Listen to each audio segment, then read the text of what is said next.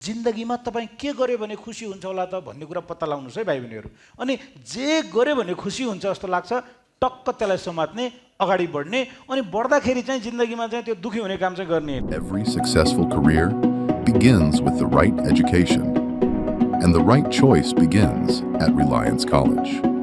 Established in 2062 BS by a visionary group of academicians, Reliance College has become a trusted name in Nepal's education sector. यसमा चाहिँ मेरो कुरा एकदम प्रष्ट छ। म धेरै ठाउँमा भने पनि छु। यसमा प्यारेन्ट्सहरू पनि हुनुहुन्छ। प्यारेन्ट्स र स्टुडेन्ट्स दुईटैलाई सँगै के भन्छु भन्दा इट डजन्ट म्याटर। अहिले हामीले पनि यति धेरै कुरा गऱ्यौँ नि, तपाईँलाई करियरमा के गर्दा राम्रो हुन्छ भन्ने कुरा चाहिँ त्यो क्वेसन भ्यालिडै होइन। कुरा के हो त भन्दा तपाईँ केमा गजब गर्न सक्छ भन्ने कुरा बुझ्नु पर्यो।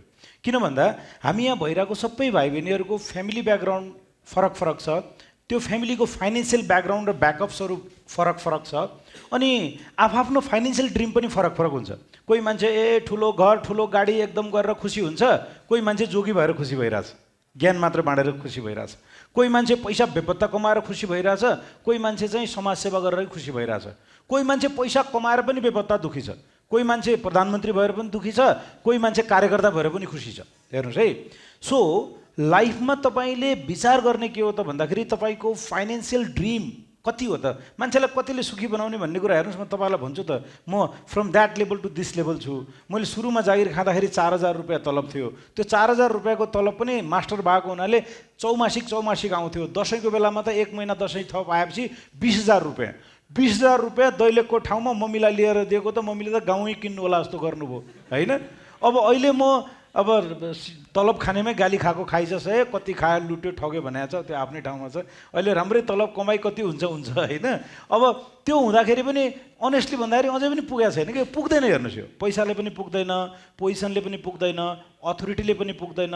यो सत्ता शक्ति पैसा यो पोजिसन्सहरूको मोह चाहिँ तपाईँले जति फैलाउनु भयो त्यहाँ पुग्छ। त्यस कारणले म के भन्छु भने तपाईँको इन्ट्रेस्ट केमा छ भन्ने कुरा पहिला कुरा स्केच गर्नुहोस्। अब चाहिँ तपाईँहरू ठुलो भइसक्यो, अब तपाईँहरूले के गर्नुपर्छ त भन्दा एउटा कपी लिएर आउनुहोस्। त्यो सानोमा हामीले नेपालीमा जोडा मिलाऊ भन्ने हुन्थ्यो नि, तलमाथि राखिदिएको यसो गरेर। तपाईँ जोडा मिलाउनुहोस्। अब तपाईँको इन्ट्रेस्ट केमा छ।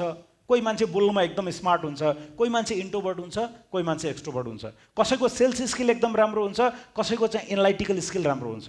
कोही मान्छे चाहिँ एकदमै क्यालकुलेटिभ हुन्छ, एकाउन्ट्स म्याथमा राम्रो हुन्छ, कोही मान्छे लिटरेचरमा राम्रो हुन्छ, कोही ह्युमन इमोसन्समा राम्रो हुन्छ, कोही चाहिँ लिडरसिपमा राम्रो हुन्छ। त्यस कारणले तपाईँहरू अब केमा बेटर छ भन्ने कुरा तपाईँहरूको प्यारेन्ट्सहरूले लगभग तपाईँको ट्रेड्स अनुसार चाहिँ बुझाउन सक्नुहुन्छ। कोही खेलमा राम्रो हुन्छ, कोही नाचगानमा राम्रो हुन्छ, जेमा पनि राम्रो गरे भयो नि त। त्यस कारणले लहलहीमा साथीले के गर्यो म त्यही गर्छु, बाउआमाले यो भन्नुभएको छ त्यही भएर त्यही गर्छु भनेपछि चाहिँ हामी राइट डाइरेक्सनमा पुग्दैनौँ। पहिला आफ्नो सारा चिज, पर्सनल ट्रेड्स, फाइनेन्सियल ड्रिम, तपाईँको रुचि केमा बेटर गर्न सक्नुहुन्छ भन्दा पनि अघि पुष्पाजीले एउटा कुरा भन्नुभएको थियो नि, जिन्दगीमा तपाईँ के गर्यो भने खुसी हुन्छ होला त भन्ने कुरा पत्ता लगाउनुहोस् है भाइ बहिनीहरू। अनि जे गर्यो भने खुसी हुन्छ जस्तो लाग्छ टक्क त्यसलाई समात्ने, अगाडि बढ्ने।